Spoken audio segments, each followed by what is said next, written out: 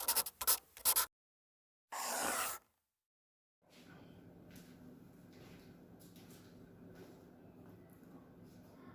Friends, welcome to my YouTube channel KB classes. कैसे हैं आप सब लोग? आई होप ठीक ही होंगे। जैसा कि पिछली क्लास में हमने वास्तविक संख्याओं के अंतर्गत पार्ट 6 में प्रमेय 1.3 और प्रमेय 1.4 के बारे में पढ़ा था। प्रमेय 1.3 क्या थी कि यदि कोई एक अभाज्य संख्या कोई भी एक पूर्णांक ए स्क्वायर को विभाजित कर रही है तो वह ए को भी विभाजित करेगी। प्रमेय 1.4 में हमने क्या पढ़ा था? उसमें हमने पढ़ा था कि सिद्ध कीजिए कि √2 एक अपरिमेय संख्या है, और उसी प्रमेय 1.3 पर आधारित हमने उदाहरण नंबर 10 और 11 भी किए थे। आज उसी में आगे बढ़ते हुए हम वास्तविक संख्याओं का पार्ट 7 लाए हैं। इसके अंतर्गत हम अपनी एक्सरसाइज 1.3 में जो प्रश्न है उनको करेंगे। तो 1.3 में आपका पहला ही प्रश्न है कि सिद्ध कीजिए कि √5 एक अपरिमेय संख्या है। तो √2 एक अपरिमेय संख्या है।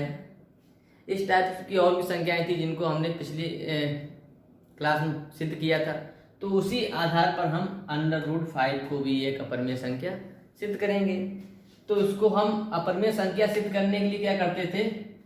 हम इसके अपोजिट मान लेते थे कि √5 एक परिमेय संख्या है, और जब ये परिमेय सिद्ध नहीं होती थी तो ये अपने आप अपरिमेय हो जाती थी। तो इसमें हम जब इसको सॉल्व करते हैं तो हम क्या मानेंगे? माना √5 एक परिमेय संख्या है। कैसी? परिमेय संख्या है, एक परिमेय संख्या है। अब जब परिमेय संख्या होगी तो इसे P/Q के रूप में लिख सकते हैं। हमने लिख दिया √5 इक्वल P/Q, और P और Q यहाँ पर क्या थे? दोनों पूर्णांक थे।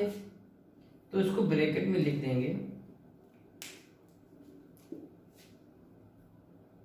जहां P Q दोनों पूर्णांक हैं और P, Q के एक के अतिरिक्त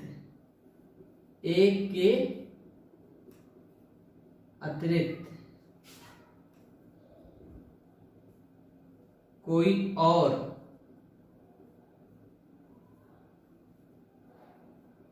उभयनिष्ठ गुणनखंड नहीं है।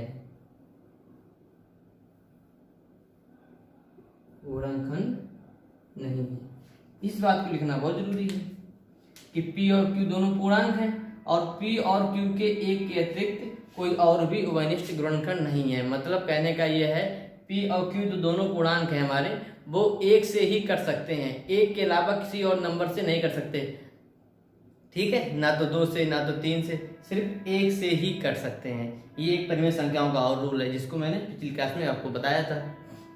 ठीक है, तो जब मैंने इसको ऐसे लिख दिया, आप क्या करते थे? दोनों पक्षों में वर्ग कर देंगे।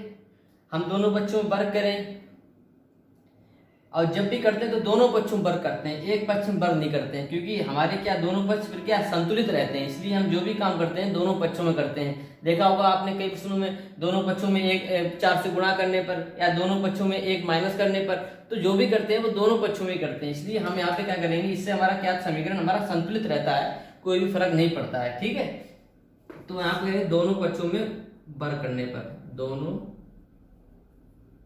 पक्षों में वर्ग करने पर, जब दोनों पक्षों वर्ग कर देंगे तो संख्या हमारी क्या बन जाएगी?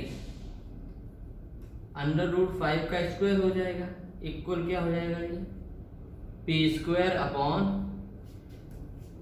Q² बन जाएगा। आगे इसी को जब सॉल्व करेंगे तो हमारा आएगा 5 equal P upon P square upon Q square आ जाएगा। अगर यहाँ पर हम क्यू स्क्वायर बराबर निकालें तो क्यू स्क्वायर बराबर क्या आ जाएगा, क्यू उधर चला जाएगा और 5 इधर आ जाएगा, पी स्क्वायर अपॉन 5, समीकरण 1। अब यहाँ पर हम क्या देखते हैं कि जो 5 है ये पी स्क्वायर को तो करेगा ही विभाजित, साथ में ये पी को भी करेगा विभाजित। ऐसा हमने प्रमेय 1.3 में पढ़ा था इसके पार्ट 6 में। जिन बच्चों को नहीं आता है वो पार्ट 6 में जाकर ही देख सकते हैं। ठीक है, कि कोई भी अभाज्य संख्या है अगर किसी के वर्ग को कर रही है विभाजित तो वो उस संख्या को भी करेगी विभाजित। तो 5 अगर पी स्क्वायर को कर रहा है विभाजित तो 5 पी को भी करेगा विभाजित, पूर्णतया विभाजित। ठीक है, तो इसको हमने लिख लिया। तो यहाँ पे हम क्या लिख सकते हैं, यहाँ पे हम लिख देंगे चूंकि 5 पी स्क्वायर को विभाजित कर रहा है, विभाजित कर रहा है, इसलिए पी को भी करेगा, पी को भी करेगा। ठीक है, एक बार अब क्या करेंगे, अब यहाँ पर हम p बराबर कोई और नंबर मान लें, वो भी एक पूर्णांक मान लें। हम यहाँ मान लें p बराबर 5c। ठीक है, क्योंकि हम 5c माने c भी हमारा क्या है, यहाँ पे c हमारा क्या है, जहां c कोई पूर्णांक, c कोई क्या है, पूर्णांक है, कोई पूर्णांक मान लें, इससे हम संख्या पे हमारे कोई फर्क नहीं पड़ेगा। ठीक है, अब ये 5c क्यों माना, 2c क्यों नहीं माना, तो मैं इसको आपको पिछले क्लास में बता चुका हूँ कि जब हम √5 सिद्ध कर रहे हैं, ये थोड़ा यहाँ पे सही कर लीजिए, सही है कि जब यहाँ पर हम √5 सिद्ध कर रहे हैं तो यहाँ 5c मानेंगे, जब √3 सिद्ध कर रहे होंगे तो यहाँ पे 3c मानेंगे, जब √2 सिद्ध कर रहे होंगे तो यहाँ पे हम 2c मानेंगे। तो इस बारे में आपको कोई भी कंफ्यूजन नहीं रहना चाहिए कि जब यहाँ पर हम √5 एक अपरिमेय संख्या सिद्ध कर रहे हैं तो यहाँ पर हम 5c ही मानेंगे। ठीक है, तो यहाँ पर जब इसकी वैल्यू हम समीकरण 1 में रखेंगे, p बराबर 5c, समीकरण 1 में रखने पर, समीकरण 1 में, तो समीकरण 1 में रखेंगे तो क्या, समीकरण 1 हमारा क्या था, क्यू स्क्वायर बराबर p की जगह क्या लिख देंगे, 5c का स्क्वायर अपॉन 5। तो ये क्यू स्क्वायर बराबर बन जाएगा आपका 25c स्क्वायर अपॉन 5। अब ये क्या बन जाएगा, 5 पर कट जाएगा, तो ये क्या आ जाएगा आपका, क्यू स्क्वायर बराबर 5c स्क्वायर और 5c स्क्वायर बराबर, और यहाँ पे अगर c स्क्वायर बराबर निकालें तो क्या आ जाएगा, ये आपका आ जाएगा क्यू स्क्वायर बटे 5 आ जाएगा। अब यहाँ पर फिर एक कंडीशन बन गई, क्या कंडीशन बन गई कि ये 5 क्यू स्क्वायर को भी कर रहा है विभाजित, तो जब क्यू स्क्वायर को कर रहा है विभाजित तो ये क्यू को भी करेगा विभाजित। ठीक है, तो आपने यहाँ पर क्या देखा कि मैंने यहाँ पर क्या माना था कि p और q के एक के अतिरिक्त कोई और उभयनिष्ठ गुणनखंड नहीं होने चाहिए। यहाँ पर p और q, ये p है भाई, p स्क्वायर को कर रहा है विभाजित तो p को भी करेगा विभाजित, q स्क्वायर को कर रहा है तो q को भी करेगा विभाजित। तो यहाँ पे एक तो कर ही रहा है विभाजित, ठीक है, किसी भी संख्या को एक कर सकता है विभाजित, लेकिन यहाँ पे 5 भी p को कर रहा है विभाजित और 5 q को भी कर रहा है विभाजित। तो p और q का 5 भी एक उभयनिष्ठ गुणनखंड हो जाएगा, जो कि ये क्या कर रहा है, विरोधाभास उत्पन्न कर रहा है, परिमेय संख्या का ये गुण है ही नहीं। तो यहाँ पर ये क्या हो जाएगा, यहाँ पर ये विरोधाभास की स्थिति उत्पन्न हो गई। ये क्यों उत्पन्न होगी, क्योंकि हमने गलत माना ही था कि ये एक परिमेय संख्या है, ये एक परिमेय संख्या है ही नहीं। तो इसके हम कंक्लूजन में ये लिख देंगे कि, तो पहले तो आप एक लाइन लिख दो, चूंकि 5 क्यू स्क्वायर को विभाजित कर रहा है, विभाजित कर रहा है, इसलिए q को भी करेगा तो यहाँ पे लिख देंगे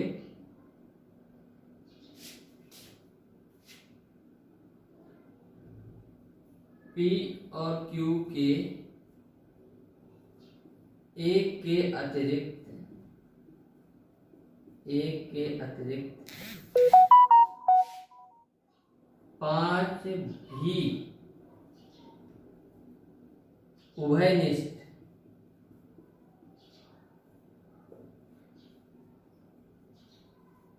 गुणनखंड है जो कि विरोधाभास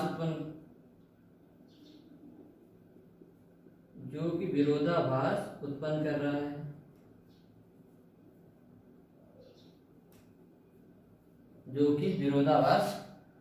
कर रहा है। ऐसा क्यों हुआ है? ऐसा, इसको यहाँ पे इससे लिख दो, ऐसा हमारी गलत कल्पना के कारण हुआ है। इसलिए √5 एक अपरिमेय संख्या ही है। √5 एक अपरिमेय संख्या ही है। तो इतनी बात को आपको यहाँ से लेकर के ये बाद में यहाँ पे लिख देना है, ठीक है। तो इस तरीके से आपने देखा कि हमने सिद्ध किया कि √5 भी हमारी ये अपरिमेय संख्या है। तो इसमें जो ये वाला पॉइंट है ये आपको महत्वपूर्ण है, इसको याद रखना है, ठीक है, कि P और Q के एक के अतिरिक्त कोई और भी उभयनिष्ठ गुणनखंड नहीं हो सकता, ठीक है। ये परिमेय संख्याओं का एक गुण है जो कि इसमें सिद्ध नहीं हो रहा था, इसलिए हमारी क्या होगी, अपरिमेय संख्या सिद्ध हो गई। इसी में चलते हैं नेक्स्ट प्रश्न की तरफ। इसी में प्रश्न नंबर 2 आपका है कि सिद्ध कीजिए कि 3 + 2√5 एक अपरिमेय संख्या है। तो इसको भी हम उसी तरीके से परिमेय मान के सिद्ध करेंगे। माना 3 + 2√5 एक परिमेय संख्या है, एक परिमेय संख्या है। जब परिमेय संख्या है जिसको क्या क्या लिख सकते हैं, 3 + 2√5 = P/Q, ठीक है। और P और Q हमारे क्या है, दोनों पूर्णांक हैं, जहां P, Q दोनों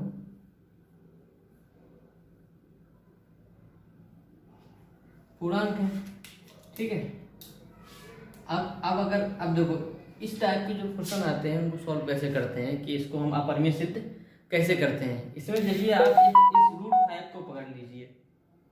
ऐसे कभी कभी यहाँ पे √3 दे देगा, कभी कभी आपको √7 दे देगा ऐसे ही नंबर जो यहाँ पे अपरिमेय होंगे, ठीक है। यहाँ पे आपको वो ऐसा ही नंबर देगा जो अपरिमेय होगा। तो हमें पता है कि √5 एक अपरिमेय संख्या है, तो इसी के अकॉर्डिंग हम सॉल्व करेंगे। तो √5 को खाली यहीं पे रखेंगे और जितना भी नंबर है सारा उस तरफ भेज देंगे। फिर क्या कर देंगे, ये √5 की ये इक्वल नहीं होगा, वो संख्या हमारी परिमेय हो जाएगी, ये हमारी पहले से परिमेय है, तो दोनों में विरोधाभास उत्पन्न हो जाएगा। जब विरोधाभास उत्पन्न हो जाएगा तो ये हमारी संख्या अपरिमेय सिद्ध हो जाएगी। तो हम सबसे पहले क्या करते हैं, हमेशा ध्यान रखना है कि यहाँ पर जो नंबर दिया होगा आपको, या तो √5 होगा या √3 होगा या हो सकता है √2 दिया हो, कोई भी हमारी यहाँ पे एक अपरिमेय संख्या ही मतलब दी जाएगी, ठीक है। तो इसी को पकड़ के हम चलते हैं। तो यहाँ पे हम देखते हैं कि √5 के इक्वल इसको भेज देते हैं। तो हम जब इसको भेजेंगे तो क्या क्या लिख सकते हैं कि 2√5 इक्वल क्या लिख सकते हैं, P/Q। ये 3 इधर जाएगा, किसमें हो जाएगा, माइनस में हो जाएगा। अब 2 को भी भेजना है इस तरफ, खाली √5 को यहीं पे रखना है। तो √5 इक्वल, अब क्या करेंगे, इसको हम पहले ब्रैकेट में लिख लें, क्योंकि यहाँ पे 2 नंबर बन गए। अगर खाली एक नंबर होता तो सीधे हम 2 का यहाँ पे भाग कर देते, P/Q कर देते, लेकिन यहाँ पे अब नहीं कर सकते क्योंकि साथ में हमारा -3 भी है। तो इसलिए इसको हम क्या करेंगे, ब्रैकेट में लिखेंगे, इस टाइप से। और फिर यहाँ पे ये क्या करेंगे 1/2 लिख देंगे। तो √5 इक्वल क्या हो जाएगा P/2Q। अब ये 2 का गुणा दोनों ही होगा, भाग यहाँ पे भी होगा भाग और यहाँ पे भी होगा, -3/2। अगर इसको हम डायरेक्ट करना चाहते तो कैसे करते? अगर हम इसको डायरेक्ट करना चाहते तो ऐसे करते, ये 2 का भाग करना है तो 2 का भाग हमारे इसमें भी करेंगे तो ये क्या हो जाएगा 2Q हो जाएगा, और यहाँ भी एक संख्या है तो इसमें भी करेंगे और यहाँ पे माइनस का 3/2 हो जाएगा। तो इस चीज को ध्यान में रखना है, ठीक है, कि अगर हमें गुणा डायरेक्ट करना हो तो स्टार्ट करेंगे, नहीं तो हम इसको ब्रैकेट में रख के जो विधिवत तरीका है उसी के हिसाब से हम करेंगे, ठीक है। छोटी छोटी जो भी क्वेश्चंस में चीजें आएंगी उनको हम आपको बताते हुए चलेंगे, ठीक है। तो ये हमने इसको इस टाइप से लिख दिया। अब यहाँ पर हमने क्या माना था, P और Q दोनों पूर्णांक माने थे, तो हम खाली इतना, हमको पता है कि ये एक अपरिमेय संख्या है और ये क्या होगी, क्या ये एक अपरिमेय संख्या होगी? अगर ये एक अपरिमेय संख्या होगी तो ये बात सही है, लेकिन यहाँ पर हम देखते हैं ये एक अपरिमेय संख्या होगी ही नहीं, क्योंकि P और Q हमारे क्या है, पूर्णांक है। अब P और Q की जगह हम कोई भी पूर्णांक रख के देख लें, माना हम P बराबर 2 मान लें, ये पूर्णांक है, Q बराबर 3 मान लें, ये भी एक पूर्णांक है, और इसमें अगर हम मान रखें समीकरण क्या था हमारा, P/2Q - 3/2। उसको सॉल्व करके देखते हैं, P बराबर क्या 2 रख दिया यहाँ पे और Q बराबर 3, तो 2 से 3 Q का गुणा क्या आ जाएगा 6 आ जाएगा, माइनस ये 3/2 आ जाएगा। इसको अगर हम काटेंगे तो 2 बन जाए 2, 2 3 जा 6, तो ये 1/3 माइनस 3/2 आएगा, आपका 6 हो जाएगा एलसीएम, 3 2 जा 6, 2 बन जाए 2 माइनस 2 3 जा 6, 3 3 जा 9, तो ये आपका आ जाएगा माइनस का 7/6।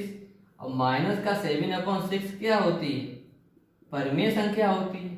यहाँ पर ये अपरिमेय संख्या है, यहाँ पर ये परिमेय संख्या है, दोनों कैसे बराबर हो सकती हैं? तो ये क्या हो रहा है, यहाँ पर ये विरोधाभास की स्थिति उत्पन्न हो रही है।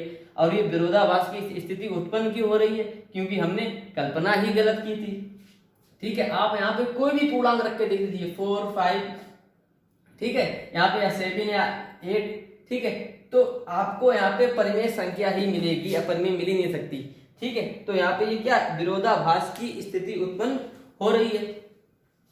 तो इसमें जब हम आगे सॉल्व करेंगे तो हम इसमें लिखेंगे, ये क्वेश्चन हमारा यहीं तक था, लग गया, अब सिर्फ इसमें लिखना रह गया है। क्या लिखेंगे, इसमें लिखेंगे चूंकि P और Q दोनों पूर्णांक हैं, P और Q दोनों पूर्णांक हैं, इसलिए P/2Q - 3/2 एक परिमेय संख्या होगी। मैंने आपको अभी बताया था परिमेय संख्या होगी, और जब ये परिमेय संख्या होगी तो विरोधाभास उत्पन्न हो गया, ठीक है। P/2Q - 3/2 एक परिमेय संख्या होगी, ठीक है। अतः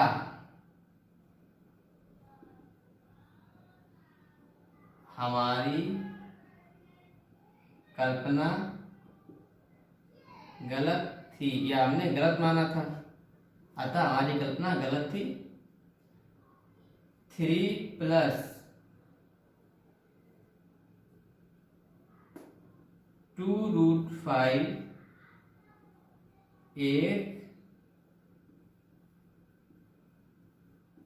अपरिमेय संख्या ही है, अपरिमेय संख्या ही है। तो ये था आपका इस सवाल का हल, ठीक है। तो बस आपको इस सवाल में क्या ध्यान रखना है कि इस टाइप का जो भी सवाल देगा वो यहाँ पर एक अपरिमेय संख्या रखकर ही देगा। 2 भी रख सकता है, 3 भी रख सकता है, 7 भी रख सकता है, जो भी यहाँ पे अपरिमेय संख्या रूप में आएगी, ठीक है।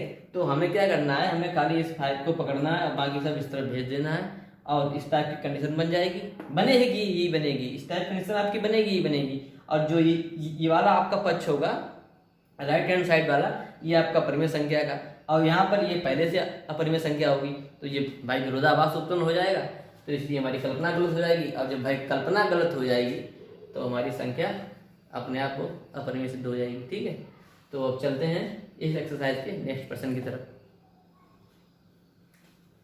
तो इसी में प्रश्न नंबर 3 आपका है कि सिद्ध कीजिए कि निम्नलिखित संख्याएं अपरिमेय हैं। फिर वही वैसे क्वेश्चन हैं। तो इसमें पहला प्रश्न आपका दिया गया है 1/2 वाला, तो इसको लेते हैं, इसको हम सॉल्व करते हैं। प्रश्न 1 को सॉल्व करते हैं। इसमें प्रश्न नंबर 3 का प्रश्न नंबर 1 क्या है 1/√2। ठीक है, तो इसमें सॉल्व करते हैं। माना 1/√2 एक परिमेय संख्या है।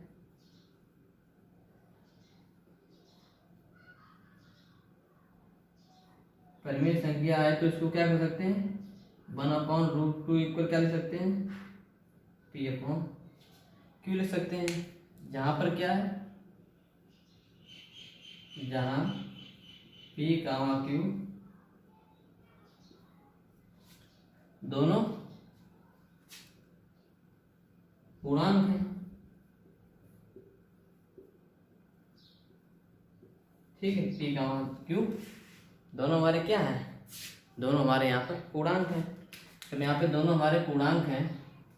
तो अब इसमें क्या करेंगे, अब इसमें आपको ऐसी कंडीशन, एक तो ये √2 में है। ठीक है, लेकिन अब मैंने आपको क्या बताया था कि वो आपको कोई ना कोई अपरिमेय संख्या देगा ही।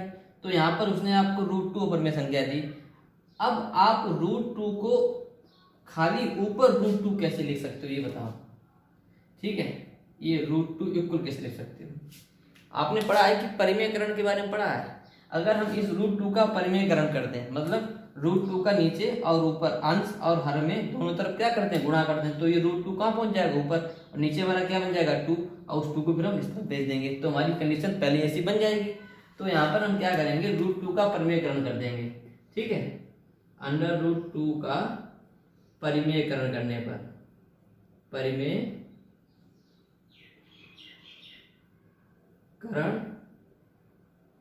करने पर जब √2 का परिमेयकरण कर देंगे तो हम क्या कैसे करेंगे, जब परिमेयकरण करते हैं तो इसी संख्या का ऊपर नीचे क्या कर देते हैं गुणा कर देते हैं।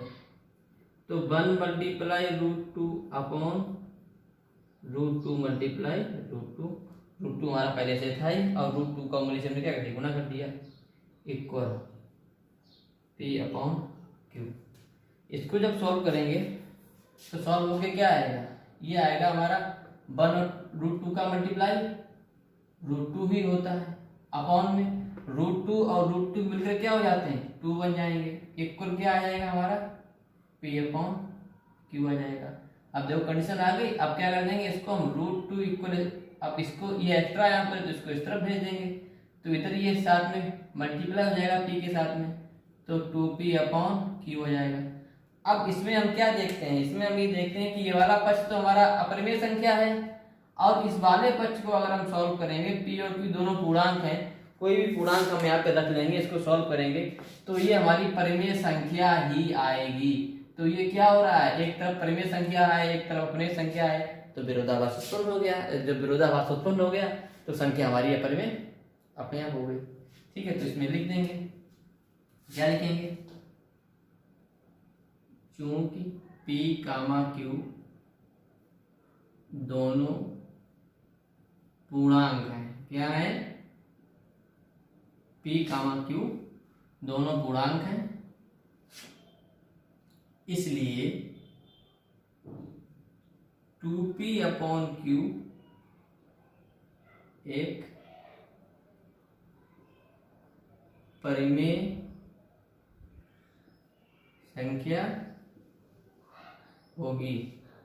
ठीक है, 2P/Q एक परिमेय संख्या होगी, लेकिन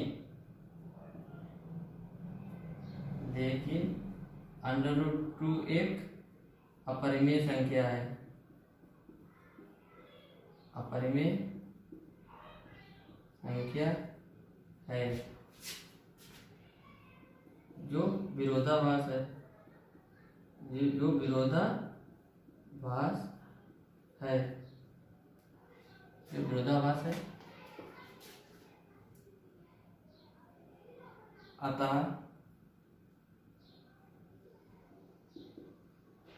1/√2 एक